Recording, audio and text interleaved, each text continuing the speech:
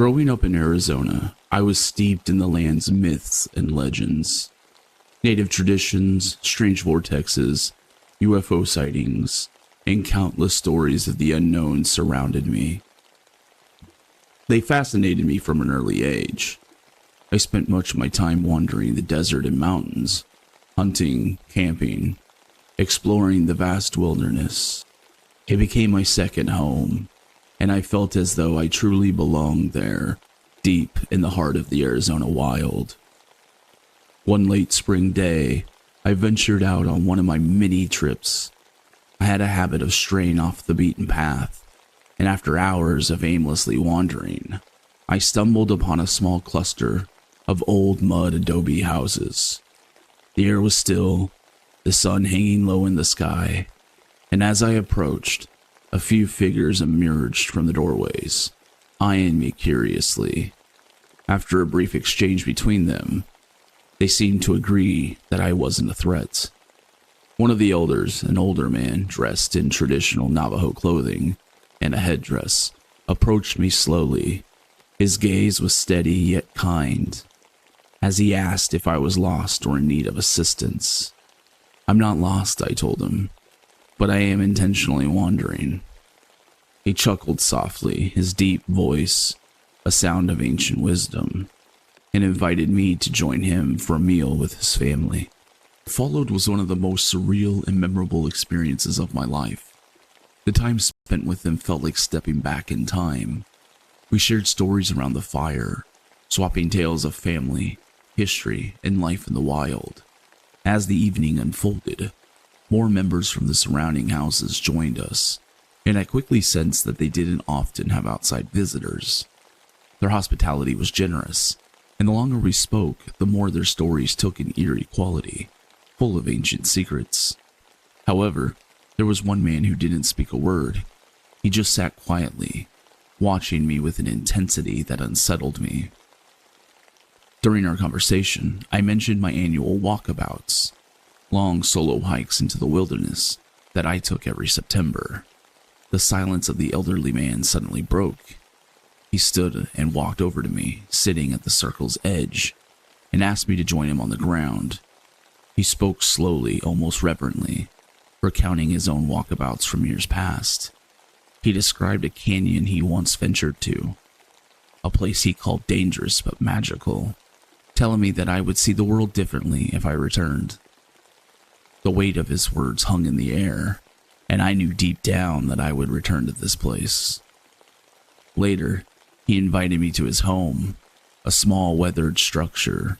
The door to the back room stood slightly ajar, and inside, I glimpsed animal pelts, mostly coyotes and wolves, draped across the walls. Without saying a word, the man closed the door, picked up an old map, and handed it to me, along with handwritten directions that seemed worn from years of use. He walked silently away, vanishing into the back room. That night, one of the families invited me to stay. I accepted it gratefully. The next morning, as I was preparing to leave, an old woman approached me. In her hands, she held something small, an object wrapped in cloth.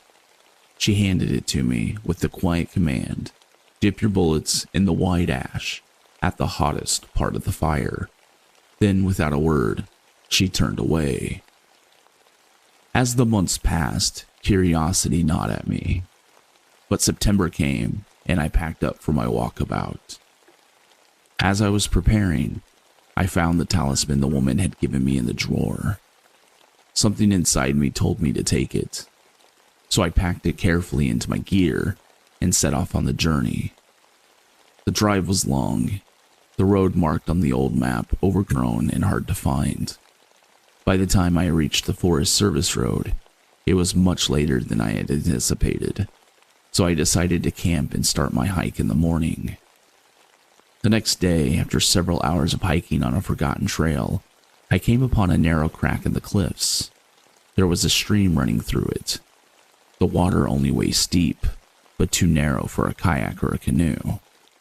I hoisted my gear over my head and waded through, the cold water creeping up to my chest as I moved forward. The crack in the cliff stretched endlessly, and after what felt like hours, the canyon opened up into a hidden valley. A small lake sat in the middle, surrounded by tall rock faces. The place so remote it seemed no human had ever stepped foot there. No sign of civilization, no trash, no evidence of campfires, just pure, untouched wilderness. That night, the valley was eerily quiet.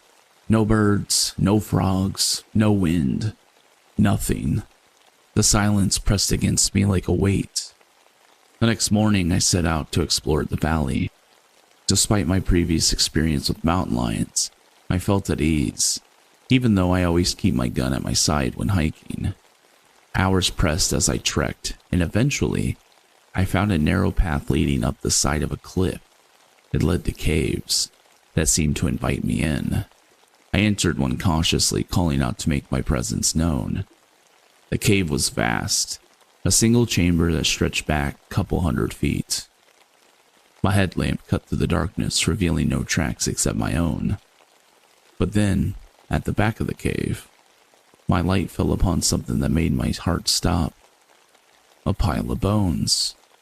A mixture of animal and human, stacked carelessly together.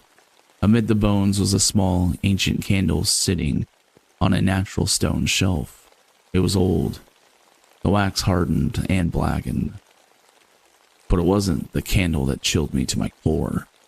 It was the realization that these bones were not from some distant past. They were recent. A cold dread swept over me, and I quickly turned to leave. As I exited the cave, my heart raced. The light of day offered little comfort. Standing just 75 feet away from me was the largest wolf I had ever seen. It was perched on a rock, watching me intently. Then it dropped to all fours, and without a sound, it just stared. I fired 2 shots into the air, hoping to scare it off, but it didn't flinch. Didn't even move. Wolves are known to flinch at the sound of gunshots, but this one didn't. After a moment, I turned, grabbed my binoculars, and looked back. But the wolf was gone. Vanished. I returned to camp with a heightened sense of unease. Night fell quickly in the canyon, and with that came the silence once more. As the sun disappeared, I saw a flicker of light coming from the area of the cave. Though it didn't make sense. It couldn't have been that candle. It had burned out long ago. I decided to investigate the next day, but I couldn't shake the feeling that something was terribly wrong. At dawn, a strange haze lingered over the canyon floor, but it quickly dissipated with the rising sun.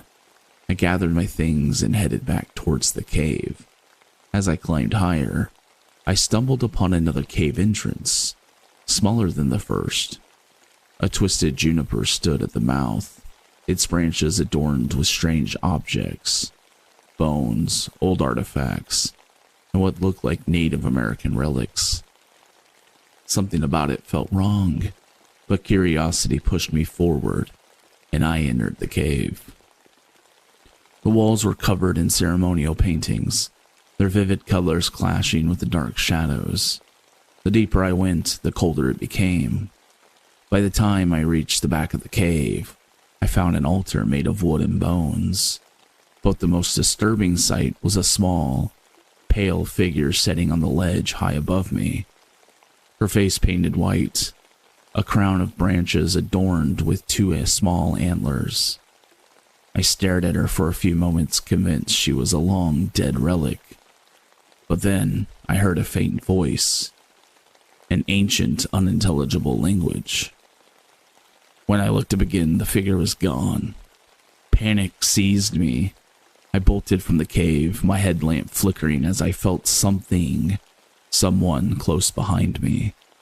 The flicker of the light from the entrance pushed me forward, and as I neared the cave's mouth, I caught sight of the wolf again.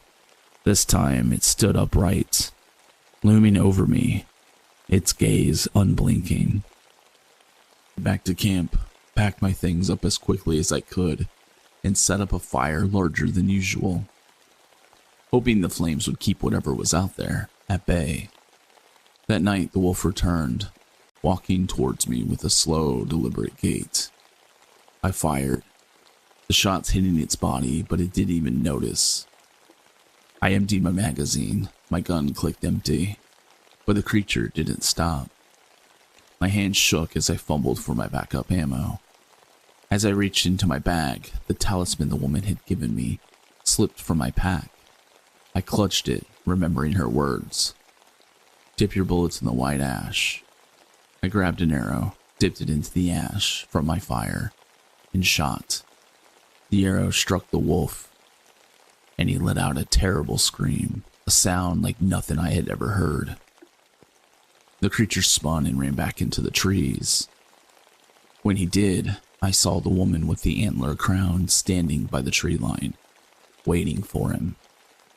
They both disappeared into the shadows, and for the rest of the night, I could hear the faint, otherworldly voice echoing from the depths of the canyon. Didn't sleep a wink. At dawn, I packed up and left the valley, knowing I would never return. The next spring, I returned to the Navajo reservation, wearing the talisman around my neck. The first person to greet me was the woman who had given it to me.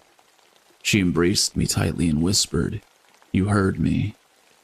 When I asked about the old man who had given me the map, they told me he vanished shortly after my visit, never to be seen again.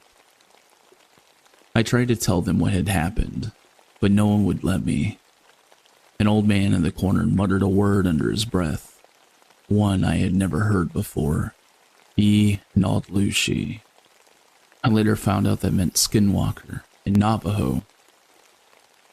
I did try to tell them my story, but they wouldn't let me. They only nodded knowingly and refused to speak of it again. I visited the reservation a few more times over the years, but I never went back to the canyon. Curiosity still gnaws at me, but deep down, I know I can never go back to that place, to that hidden valley, where the line between the natural world and something far darker blurred beyond recognition.